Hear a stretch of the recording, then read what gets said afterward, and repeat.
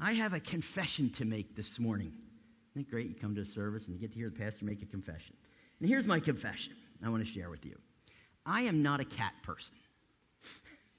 So my apologies. I know we have a lot of people in this church that are very big cat people. And I don't do this to offend you. I do it to explain myself. But I am not a cat person. Besides being allergic to cats pretty bad, I also just don't get cats. I mean, the purring and like the walking all over you and rubbing up against you, and the just sitting there and staring at you, I just don't seem to always get. It's just not for me. Okay, I'm more of a dog person. And this viewpoint in our family, as me being not a cat person, it was challenged years back when the girls were a lot younger. Because my girls, they both love animals like we do. And one day my parents went out and they got a kitten. And so they would always go over and see my parents' kitten and they'd play with it and things like that. And one day after doing that, Rachel and Rebecca came up to me and they started the old, "Can we get a cat? Can we get a cat? Can we get a cat?" And I would always tell them no.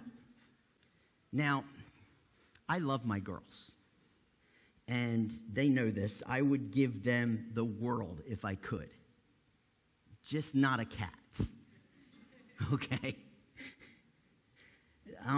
In this, I would not budge. But one day, they were particularly aggressive, I guess. So I figured I'd put an end to it. And I would tell them something that in no uncertain terms they would understand. And they would see it. So I gave them a pretty definitive statement when they asked if they could get a cat once again. And I said, "Girls, over my dead body, you will get a cat." And I'm like, whew, that's pretty, I mean, anybody can understand that. Or so I thought. Thought it was settled until that evening. And I overhear Rachel talking to my mom on the phone, and she's pretty excited about something. I'm like, oh, she must be telling her about the day. But no, I'm walking by, and I hear Rachel talking to my mom on the phone, and she goes, "Guess what, Grammy? When Dad dies, we get a cat." Whereas when Dad dies, we're getting a cat, yes. And I'm sitting there going, that's not really. And the moral of that story is perspective matters. Do you know that?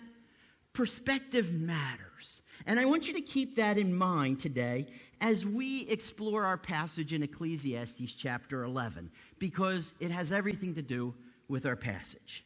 So Ecclesiastes chapter 11, we're going to start reading in verse 1, and we're just going to read through the passage. It's not real big today, but it's got a lot to say for us. So here's what God's word says. "Cast your bread upon the waters, for you will find it after many days. Give a portion to 7 or 8, or even to 8, for you know not what disaster may happen on earth.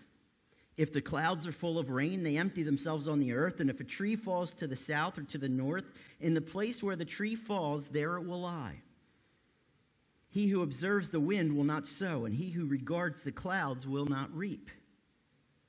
As you do not know the way the Spirit comes to the bones in the womb of a woman with child, so you do not know the work of God who makes everything. In the morning sow your seed, and at evening withhold not your hand, for you do not know which will prosper, this or that, or whether both alike will be good." Now, this is some wisdom here, right? Again, parts of Ecclesiastes sound a lot like Proverbs. They share a lot of wisdom, and that's because they're both written by Solomon. And what we have here are not just some wise words that Solomon says, but something that can transform the way in which we walk in our life and find meaning in our life. And the key to understanding this whole passage is really found in verse 5. In fact, if you look back to verse 5, it says this. It says, as you do not know the way the Spirit comes to the bones in the womb of a woman with child, so you do not know the work of God who makes everything. You know what Solomon's doing here? He's acknowledging God's sovereignty. He's saying, we don't know how God works or why God does things, but we know that he does, and he's over everything. God is all-powerful. He knows all. He makes us and is over all things. In fact, God's sovereignty says that nothing happens apart from God causing or allowing something. God is in control, and therefore, mankind, we are not, including Solomon. Now, by Solomon kind of recognizing this isn't the first time in the book of Ecclesiastes that Solomon has realized this truth. In fact, this is the truth that kind of runs beneath the surface throughout the whole book of Ecclesiastes, this book of wisdom. In fact, the realization that there is one over all things is kind of the whole source of the hopelessness that Solomon communicates in the first part of Ecclesiastes, the first 6 chapters of Ecclesiastes, right? When we went through that, it kind of sounded depressing, didn't it? Vanity of vanities, all is vanity. Time goes by and we can't control it. There's a time and place for everything, and no matter what we do, we're going to die and we're never going to get ahead. And no matter how great we are. And he comes to this realization. What meaning was there to life if no matter how great one is, that he's not in control of all things. So if he's not the one who's in control of all things, no matter how great you are, you're not that great. No matter how much one knows, there'll be always one who knows more in God. No matter how powerful one is, one cannot avoid death because God is over time. No matter how wealthy one is, one can't have it all no matter how successful. And no matter how successful or what we achieve, there's always one who is simply better and more accomplished. And that is God. And this became a source of hopelessness. As Solomon said, I'm trying to control and be in control of my life and my destiny and everything and my happiness, but I can't because I'm finding that I'm not in control. And you're trying to control the uncontrollable. And that's why Solomon then begins to despair and says that if I'm not in control, then maybe I'm just some pawn in life, and I just kind of go along in this life until I die. It's a pretty good summary of the first part of Ecclesiastes, isn't it? And sometimes we can feel like that, can't we? And sometimes we fear that. If God really is in control, then why do I need to do things? Right? I mean, maybe things just happen to me, and whether I do great or I do bad, things are going to happen if God's in control. And we see the reality of God's sovereignty as restrictive, as kind of a weight over us. And we see if God's sovereign, then life really doesn't have any purpose or any joy. I mean, if God is in charge and going to accomplish what He will, then why should we try and why should we look forward to anything? Have you ever felt like that? Have you ever kind of gone through that and say, and that's why we're afraid to acknowledge that God is in control of all things or that God is sovereign, because we say, well, if God is sovereign and I'm not, then does life matter? My simple answer this morning to that is, yes, it does. In fact, it's just the opposite of what we think. And so this is the tone of the first half of Ecclesiastes until the end, toward the end of chapter 6. Do you remember what happened in chapter 6 where Solomon's sitting here and he's saying life is horrible? And you know what? The reason why life is meaningless is because I'm not in control and one is in control and that's not me.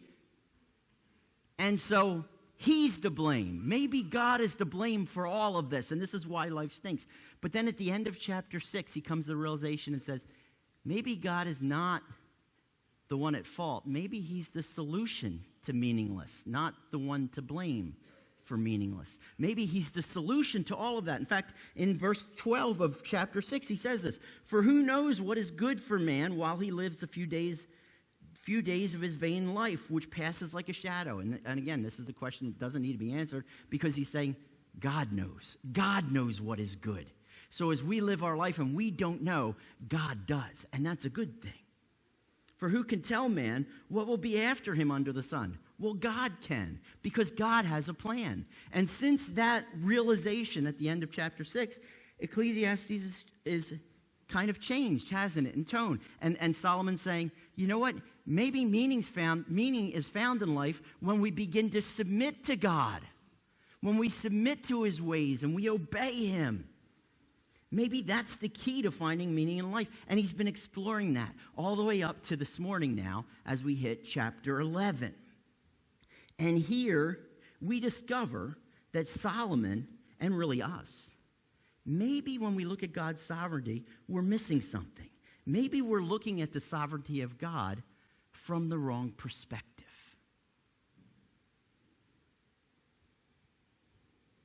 You see, we can either view God's sovereignty as a heavy weight over us that crushes us. God's going to do what he's going to do, so why should I even try? Or we can view God's sovereignty as a solid rock, a firm foundation that's under us, freeing us to follow him and giving us a firm place to stand. Do you see the difference there? So all of a sudden, Solomon's saying, maybe God's sovereignty isn't such a bad thing. Maybe it's a great thing. And in our own lives, to realize that God is in control, it's not a bad thing. It's a fantastic thing. It is what unlocks the door for us to walk in life and actually have joy in life and to live a meaningful life and to look at our life and saying, wow, look at the impact that's being made through my life. It matters. And that's what Solomon then begins to do through this passage this morning, because he shares a few ways that our life can look different than conventional wisdom, than the way people who think they're in control, people who are living life under the sun, as he says, for, to, and from ourselves, living it in our own power as if we're in control. Well, they would live life different than someone who trusts that God is sovereign and it's a good thing that God is sovereign. So here Solomon shows that our life can look different and it can look great in this because there's freedom there. So with this in mind, let's dive into our passage and let's look at these few verses that kind of pack a huge punch because they tell us how we can live when we look at it from the perspective that God means with his sovereignty, not to be a weight on us, to keep us from living life, but rather being a firm foundation that frees us to live an amazing life, a life of joy. So look at verse 1. He starts out by says, cast your bread upon the water. Now you look at that and you say, wait, why should I go into all the effort? And effort in their day was actually even not just to grow the crops to make the flour, but then to knead it and make the dough and make bread. And there was a lot into it, a lot of work involved in it. Why would I put all of this work into having this bread just to throw it out into the water where it does no good? Isn't that wasteful? Well, yeah, if you look at it from the world's perspective, why would I take what I've been giving and not use it for what I've been given it for? Right? And that would seem wasteful. If I have something, the world says, if you have something and it's of value, you should hold on to it, right? You should keep it for yourself. You should protect it. You should not risk losing it. Do you ever live like that? And with what you have, and you say, man, I got to hold on to this, so I don't want to do anything to risk anything. And that's what conventional wisdom says. And that seems to be solid thinking, doesn't it? It seems to be, sure, that's wisdom. Well, it's conventional wisdom. Yet when it comes to living in light of God's sovereignty, that's going to crush us if we're living according to that wisdom. You see, it's foolish. The truth is that when we trust that God's sovereignty is a good thing, then casting our bread out isn't fruitless or isn't wasteful. Instead, it means that we are free to invest. When God gives us something, because he's sovereign and he's in control of it, that means we're free to invest. And look what Solomon says, you cast your bread upon the water so that it will come back to you. You don't do it that it's wasting it. You're giving it out so that there can be more. And that's why he says, hey, we don't know what tomorrow's going to bring. We don't know what's going to happen. So you know what? Live generously. And he's not just talking financially. He's saying, cast out into our lives what we have, what God has given us, because God gave it to us to use it. Do you know that God's given you and God has made you the way you are so that you can walk in that?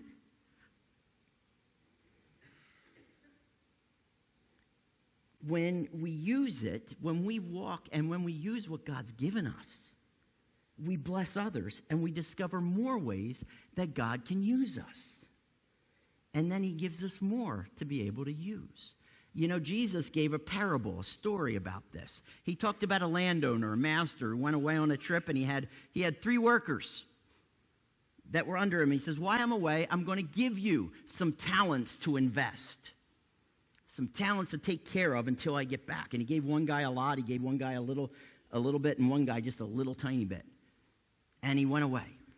And the guy who had the most, he went and invested all of that. And when the master came back, he said, here, master, here's what you've given me, and then here's what I was able to make with it. And he says, that was well done.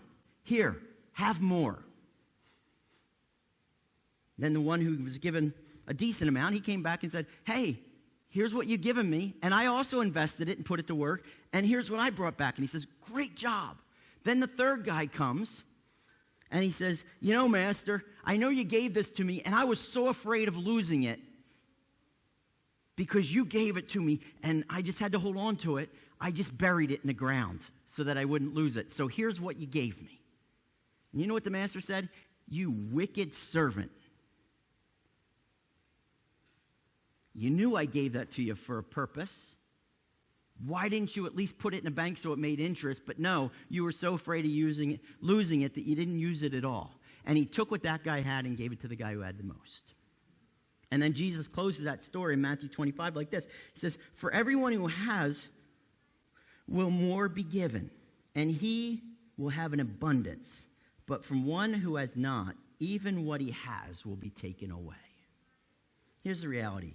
God in his sovereignty has given us bread. What is this?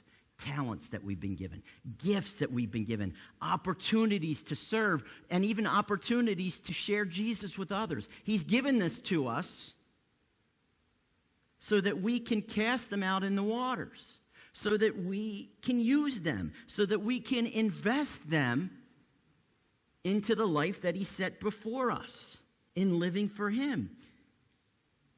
And we invest them not knowing what they're going to yield, right? We go there and say, all right, God, you've given me this. I'm going to use it. Use it however you're going to use it. I don't know.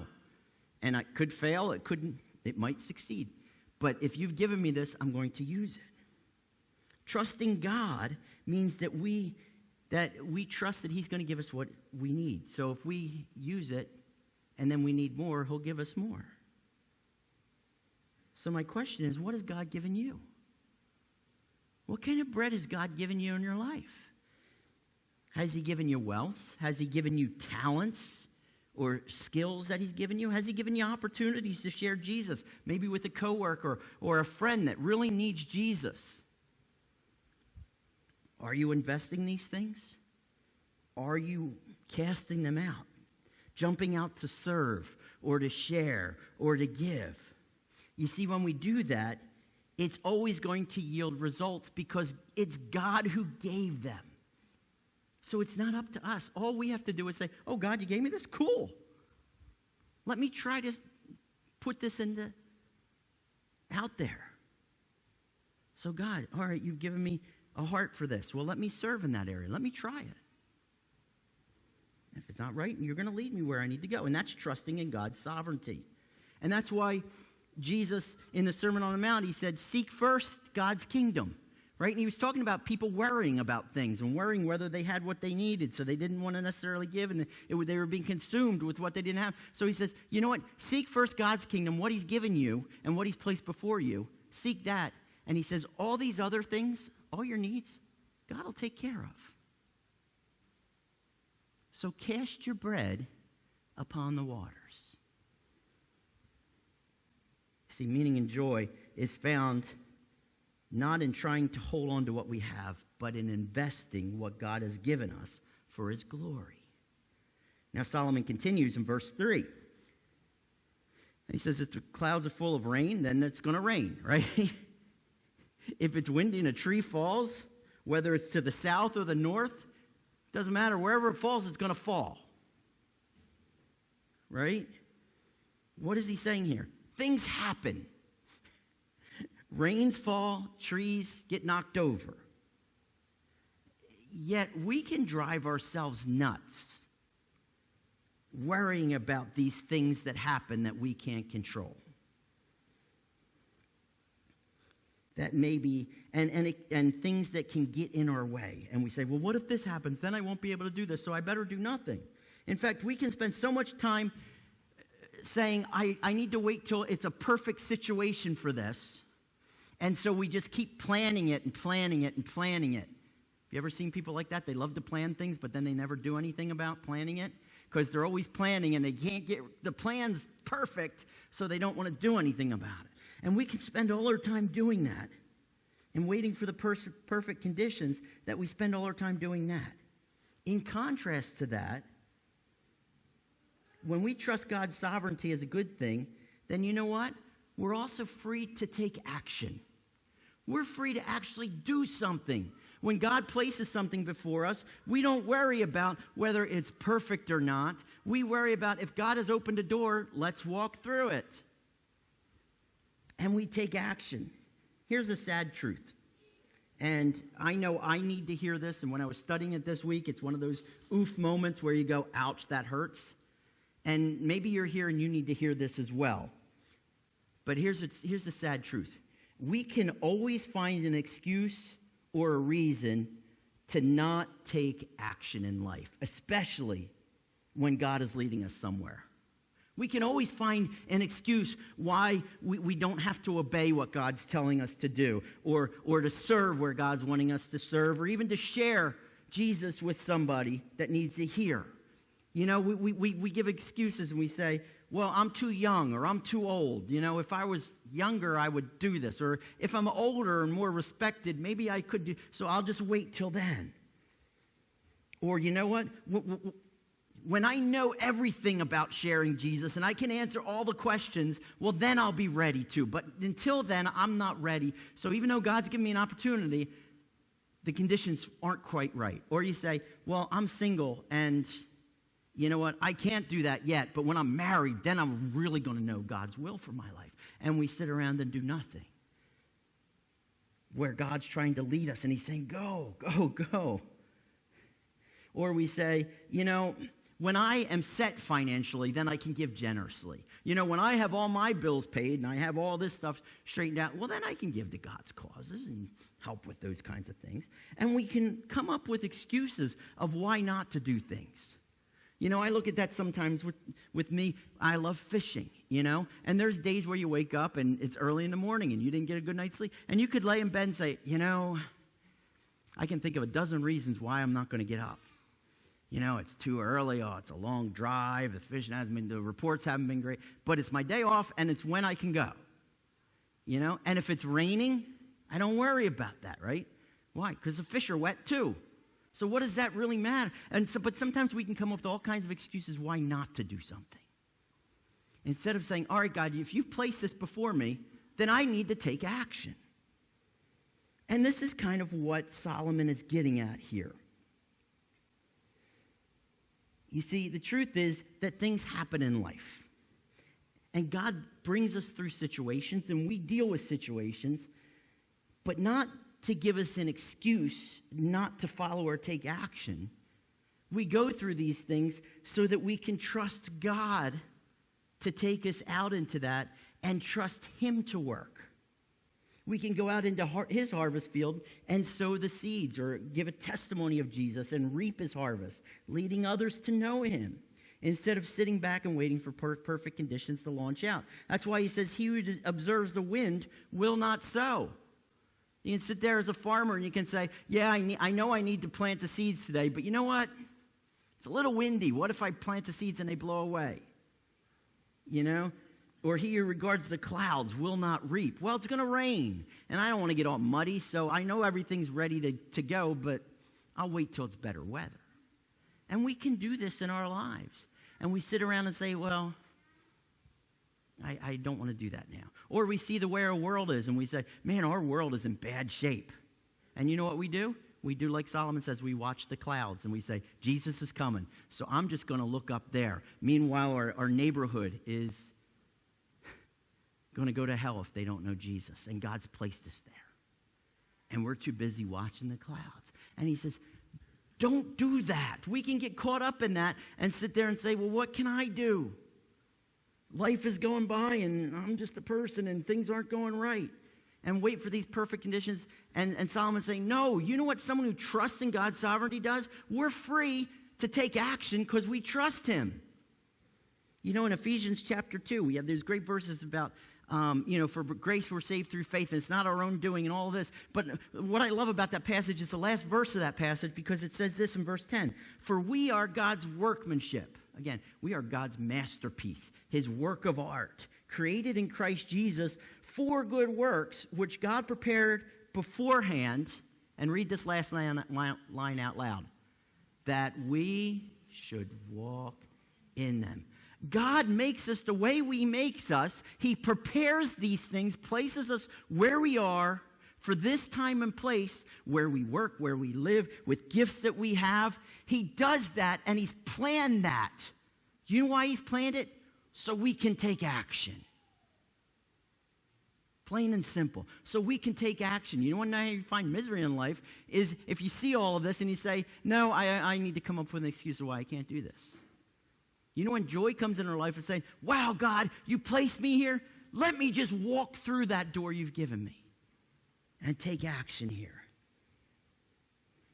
See, that's where joy is found, in trusting in God's sovereignty, seeing it from the perspective as this isn't a weight over me that's limiting me. Rather, it's a firm foundation where I can dance and I can follow God and I can say, wow, God, this is awesome. Look what you've given me. So this is where we have, and God works in us and he gives us opportunities and gives us that firm footing so we can confidently follow him. And then finally, we come to verse 6. And we see how not knowing what will happen, how things are going to turn out, it doesn't have to be a cause for worry or stress.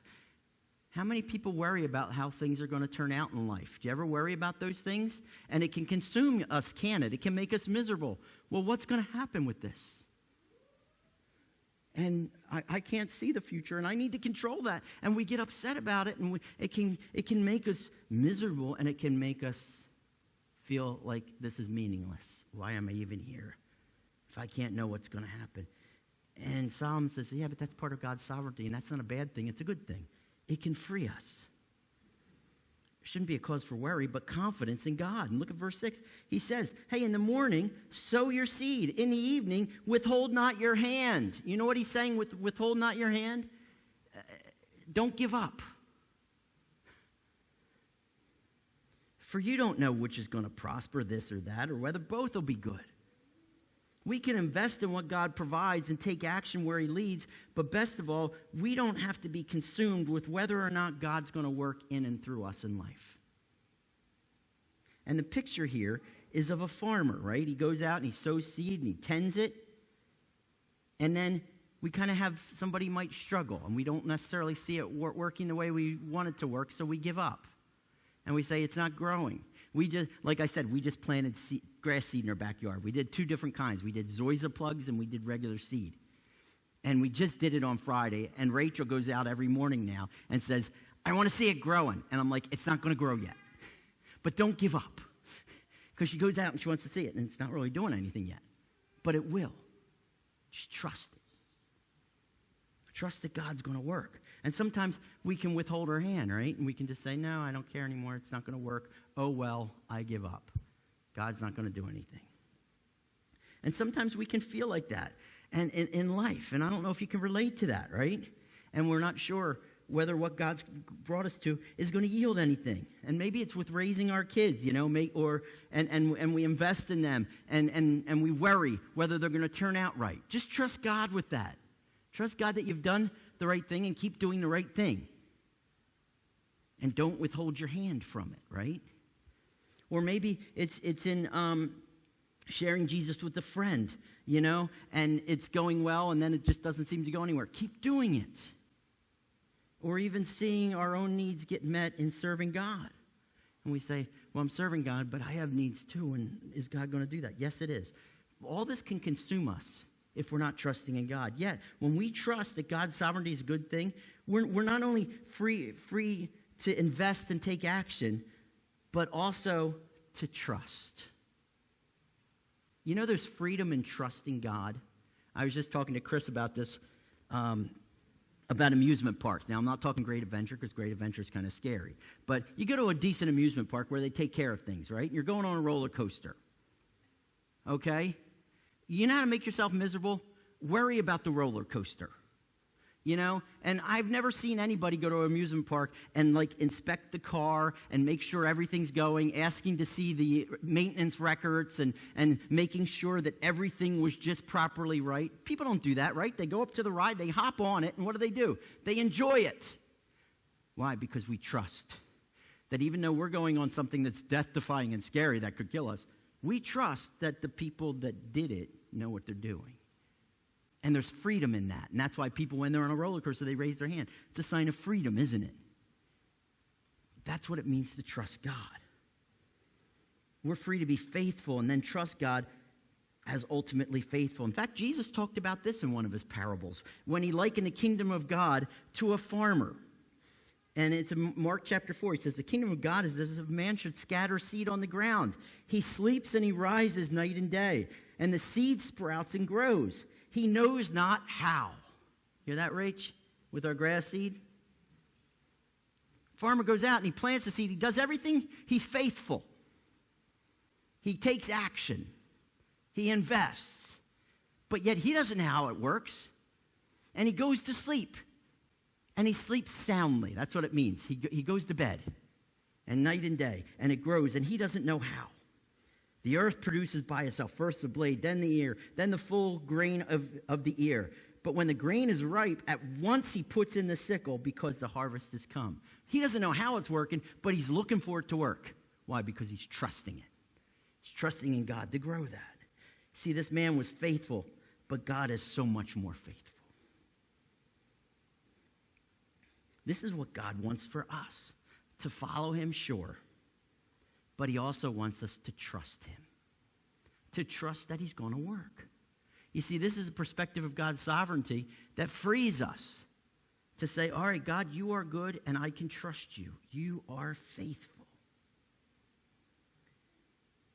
How many times do we trust God in serving him or following him? And we say, all right, God, I'm going to trust you with this, but yet we still want to control the outcome. And we still are consumed with the outcome. It's kind of like when we went through Jonah, and Jonah's like, yeah, God, I want to serve you. I want to be your prophet. I want to speak your truth. And then God says, good, go to Nineveh. He goes, I don't know about that outcome. And he tries to control it. And what happens to Jonah? He's a pretty miserable guy during his ministry in Nineveh, wasn't he? And we can do that too. How many times do we do that? That we think it's up to us then. All right, we'll be faithful and we'll obey God and we'll trust him that he opened the door, but it's up to us to make it happen. Here's a secret. It's not up to us to make it happen. It's not up to us to save somebody. It's up to us to share Jesus. You know who saves people? Jesus. So it's up to us to trust him. We're called to be faithful and trust God that God will work, that he will give us what we need to follow him, and he will bring the results that he desires and that he intends. You know what that does? That frees us to enjoy him and enjoy watching him work. Just like the farmer in Jesus' story, we get the joy of sharing the harvest of God's work. So this is about trust and not being consumed with trying to take control when God says, hey, I've got this. You just be faithful, and boy, will I show myself faithful. Once again, we can either view God's sovereignty as a heavy weight over us that crushes us. That's a burden that holds us down. Or we can view it as a solid rock, a firm foundation that frees us to follow him. Frees us to follow him with joy and with meaning in life. See, one way leads to misery and hopelessness, trying to control the uncontrollable, while the other frees us to invest, take action, and trust God to work in and through us as we joyfully follow. You see, this passage is a paradox. And Ecclesiastes, in a lot of ways, is a paradox because he's saying, I can't find meaning in life because I keep trying to find it myself. And then he realizes, I have to give up on that, and I have to find it in God. For he alone gives it. And that's what it means to belong to Jesus. It's a paradox, right? We don't save ourselves. We don't earn or deserve salvation. He gives it. It's not our goodness. It's his goodness. It's not us that pays the price. It's him that pays the price that we get to reap the benefit. This is what it means to walk with God. It starts coming to him with salvation. If you don't know that this morning and you'd like to know more about salvation, I'll be in the back and you can talk to me about that. But it also goes trusting God and his sovereignty, that he is in control, and that's a good thing because it frees us to follow. Let's pray.